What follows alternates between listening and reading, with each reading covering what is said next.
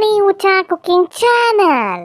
ಇವತ್ತು ನಾವು ಕಾಲಿಫ್ಲವರ್ ಬಳಸಿ ಒಂದು ರುಚಿಕರವಾದ ರೆಸ್ಟೋರೆಂಟ್ ಸ್ಟೈಲ್ ಕರಿ ಮಾಡೋದು ಹೇಗೆ ಎಂದು ನೋಡೋಣ ಬನ್ನಿ. ಮೊದಲು ಒಂದು ಬೌಲ್ಗೆ ಕಾಲಿಫ್ಲವರ್ ಒಂಚೂರಿತ್ತು, ಅದಕ್ಕೋಸ್ಕರ ಒಂದೇ ಒಂದು ಆಲೂಗಡ್ಡೆನ ಸಿಪ್ಪೆ ತೆಗೆದೇನೆ ಕಟ್ ಮಾಡಿಬಿಟ್ಟು ಹಾಕ್ಕೊಂಡಿದ್ದೀವಿ. ವಾಶ್ ಮಾಡಿಬಿಟ್ಟು ಹಾಕ್ಕೊಂಡು ಅದಕ್ಕೆ ಸ್ವಲ್ಪ ಖಾರದ ಪುಡಿ 1 ಸ್ಪೂನ್, ನಂತರ ಟರ್ಮರಿಕ್ ಪೌಡರ್ ಒಂದು ಸ್ವಲ್ಪ ಹಾಕಿಬಿಟ್ಟು ಚೆನ್ನಾಗಿ ಮಿಕ್ಸ್ ಮಾಡಿಬಿಟ್ಟು ಮ್ಯಾಗ್ನೇಟ್ ಮಾಡೋಕ್ಕೆ ಒಂದು 5 ಮಿನಿಟ್ಸ್ ಬಿಡಿ.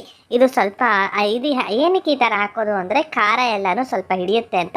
ಉಪ್ಪು ಹಾಕಕ್ಕೆ ಹೋಗಬೇಡಿ, ಕರಿಗೆ ಹಾಕ್ತೀವಲ್ವ ಸಾಕು. ಇದಕ್ಕೆ ಉಪ್ಪು ಹಾಕಕ್ಕೆ ಹೋಗಬೇಡಿ, ಸ್ವಲ್ಪ 5 ನಿಮಿಷ ಮ್ಯಾಗ್ನೇಟ್ ಆಗಲು ಬಿಡಿ. ಹಾಗೆ ನೀರೆಲ್ಲ ಏನು ಬಳಸಬಾರ್ದು. ನಂತರ ಒಂದು ಪ್ಯಾನಿಗೆ ನಾವು ಕಾಲಿಫ್ಲವರ್ನ ಮ್ಯಾಗ್ನೇಟ್ ಮಾಡಿಟ್ಟಿರ್ತೀವಲ್ವ, ಅದನ್ನು ಸ್ವಲ್ಪ ಒಂದು 2 ಸೆಕೆಂಡ್ಸ್ ಫ್ರೈ ಆಗಲು ಬಿಡಿ. ಸ್ವಲ್ಪ ಒಂದೇ 1 ಸ್ಪೂನ್ ಎಣ್ಣೆ ಹಾಕಿಬಿಟ್ಟು ಕಾಲಿಫ್ಲವರ್ ಆಲೂಗಡ್ಡೆನ ಮ್ಯಾಗ್ನೇಟ್ ಮಾಡಿ ಇಟ್ಟಿರ್ತೀವಲ್ವ, ಅದನ್ನು ಒಂದು 2 ಸೆಕೆಂಡ್ಸ್ ಫ್ರೈ ಮಾಡ್ಕೊಂಡು ಸೈಡ್ಗೆ ಎತ್ತಿಟ್ಕೊಂಡ ನಂತರ ಅದೇ ಪ್ಯಾನ್ಗೆ 1-2 ಸ್ಪೂನ್ ಎಣ್ಣೆ ಹಾಕಿಬಿಟ್ಟು ದಪ್ಪಕ್ಕೆ ಹೆಚ್ಚಿರುವ ಈರುಳ್ಳಿಯನ್ನು ಹಾಕಿಬಿಟ್ಟು ಈರುಳ್ಳಿ ಚೆನ್ನಾಗಿ ಫ್ರೈ ಆಗಬೇಕು, ಸಾಫ್ಟ್ ಆಗಬೇಕು. ಇದೇ ಮೇನ್ ಇಂಪಾರ್ಟೆಂಟ್ ಇದರಲ್ಲಿ. ನಂತರ ಅದಕ್ಕೆ ಒಂದೇ ಒಂದು ಪಲಾವ್ ಎಲೆಯನ್ನು ಹಾಕ್ಕೊಂಡ್ಬಿಟ್ಟು ಚೆನ್ನಾಗಿ ಫ್ರೈ ಆಗಲು ಬಿಡಿ. ಇದೆಲ್ಲ ಚೆನ್ನಾಗಿ ಫ್ರೈ ಆಗಬೇಕು, ಈರುಳ್ಳಿ ಎಲ್ಲನೂ. ಆವಾಗಲೇ ನಮಗೆ ಟೇಸ್ಟ್ ಬರೋದು, ಇಲ್ಲ ಅಂದರೆ ಟೇಸ್ಟ್ ಬರಲ್ಲ. ನಂತರ ಇದಕ್ಕೆ ಒಂದೇ ಒಂದು ಸ್ಪೂನ್ ಆಗುವಷ್ಟು ಶುಂಠಿ ಬೆಳ್ಳುಳ್ಳಿ ಪೇಸ್ಟನ್ನು ಹಾಕಿಕೊಳ್ಳಿ. ಹಾಕ್ಕೊಳ್ಳಿ. ಇಲ್ಲಾಂದರೆ ಶುಂಠಿ ಮತ್ತು ಬೆಳ್ಳುಳ್ಳಿನ ಬಿಡಿಸ್ಬಿಟ್ಟು ಹಾಕ್ಕೊಬೋದು. ಒಂದೇ ಒಂದು 2 ಲವಂಗ, ಒಂದು ಚಕ್ಕೆನ ಹಾಕಿಬಿಟ್ಟು ಚೆನ್ನಾಗಿ ಫ್ರೈ ಮಾಡ್ಕೊಳ್ಬೇಕು ಹಾಗೇನೆ ಇದರಲ್ಲಿ. ನಂತರ ಇದಕ್ಕೆ ಟೊಮೆಟೋಸು, ದಪ್ಪಕ್ಕೆ ಹೆಚ್ಚಿರುವ ಟೊಮೆಟೋಸ್ನ ಹಾಕ್ಕೊಂಡಿದ್ದೀವಿ. ಎಲ್ಲ ಸ್ವಲ್ಪ ಮಸಾಲ ಐಟಮ್ ಸ್ವಲ್ಪ ಹಾಕ್ಕೊಳ್ಳಿ. ಧನಿಯಾ ಪುಡಿ ಮಿಕ್ಸಿ ಜಾರಿಗೆ, ಅದೆಲ್ಲ ಫ್ರೈ ಆಗೋ ಅಷ್ಟರಲ್ಲಿ ಮಿಕ್ಸಿ ಜಾರಿಗೆ ಧನಿಯಾ ಪುಡಿ 1 ಸ್ಪೂನ್ ಹಾಕ್ಕೊಂಡಿದ್ದೀವಿ.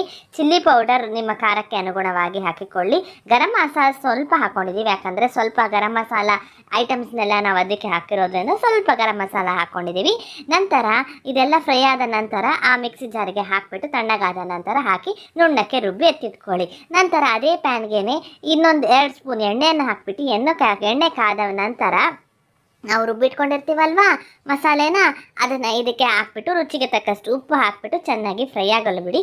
ಆಲ್ರೆಡಿ ಫ್ರೈ ಆಗಿರುತ್ತಲ್ವ, ಸ್ವಲ್ಪ 1-2 ಸೆಕೆಂಡ್ ಫ್ರೈ ಆದ ನಂತರ ಕಾಲಿಫ್ಲವರ್ ಮತ್ತು ನಾವು ಆಲೂಗಡ್ಡೆನ ಫ್ರೈ ಮಾಡಿ ಇಟ್ಕೊಂಡಿರ್ತೀವಲ್ವ, ಅದನ್ನು ಇದಕ್ಕೆ ಹಾಕ್ಕೋಬೇಕು.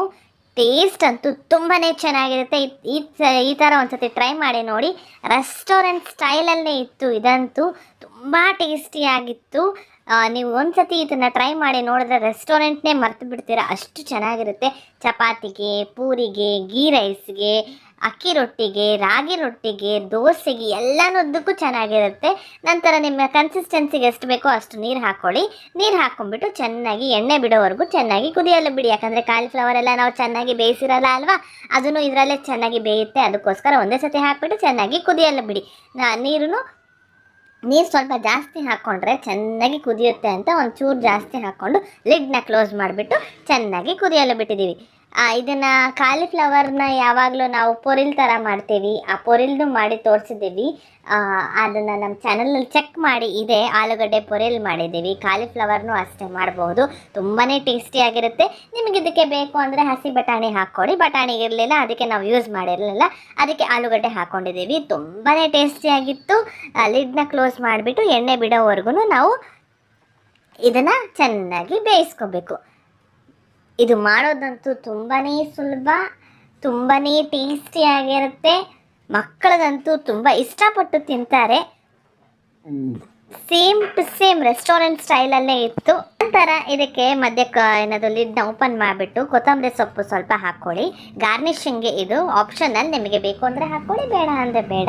ಹಾಕ್ಕೊಂಡ್ಬಿಟ್ಟು ಚೆನ್ನಾಗಿ ಮಿಕ್ಸ್ ಮಾಡಿಬಿಟ್ಟು ಚೆನ್ನಾಗಿ ಕುದಿಯಲು ಬಿಡಿ. ನೋಡಿ, ಈ ಥರ ಚೆನ್ನಾಗಿ ಬಬಲ್ಸ್ ಬರಬೇಕು, ಚೆನ್ನಾಗಿ ಕುದಿಬೇಕು, ಆವಾಗಲೇ ಟೇಸ್ಟ್ ಬರೋದು. ಚೆನ್ನಾಗಿ ಕುದ್ದು ಸ್ವಲ್ಪ ಎಣ್ಣೆ ಮೇಲೆ ತೇಲ್ಬೇಕು, ಆವಾಗಲೇ ಟೇಸ್ಟ್ ಬರೋದು. ಸ್ವಲ್ಪ ಹಾಕಿರೋದ್ರಿಂದ ಎಣ್ಣೆ ಬೇಗ ಕುದ್ದುಬಿಟ್ಟು ಎಣ್ಣೆ ಸ್ವಲ್ಪ ಬಿಡುತ್ತೆ, ಆವಾಗಲೇ ಗೊತ್ತಾಗುತ್ತೆ. ಸ್ವಲ್ಪ ಗಟ್ಟಿನೂ ಆಗುತ್ತೆ ಕರಿ, ಆವಾಗ ಆಗಿದೆ ಅಂತ ಅರ್ಥ. ಅಷ್ಟೇ, ಕಾಲಿಫ್ಲವರ್ ಆಲೂ ಕರಿ ರೆಸ್ಟೋರೆಂಟ್ ಸ್ಟೈಲ್ ಸವಿಯಲು ಸಿದ್ಧ. ಮಾಡ್ಕೊಳ್ಳಿ, ತಿನ್ಕೊಳ್ಳಿ. ನಿಮಗೆ ನಮ್ಮ ಚಾನಲ್ ಇಷ್ಟವಾದಲ್ಲಿ ಪ್ಲೀಸ್ ಲೈಕ್, ಶೇರ್, ಸಬ್ಸ್ಕ್ರೈಬ್ ಮಾಡಲು ಮಾತ್ರ ಮರಿಬೇಡಿ. Thank you for watching.